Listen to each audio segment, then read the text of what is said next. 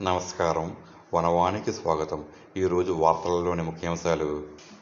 అనపర్తిలో భారీ జాబ్ మేళా. కరపత్రాన్ని ఆవిష్కరించిన ఎమ్మెల్యే నల్లమిల్లి.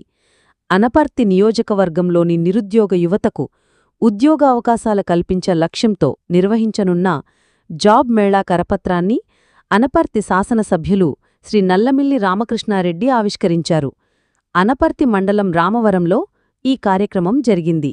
ఈ సందర్భంగా ఎమ్మెల్యే నల్లమిల్లి మాట్లాడుతూ జూలై 26వ తేదీన అనపర్తిలోని సాయిమాధవి డిగ్రీ కళాశాల ప్రాంగణంలో ఈ జాబ్ మేళా నిర్వహించబడుతుంది.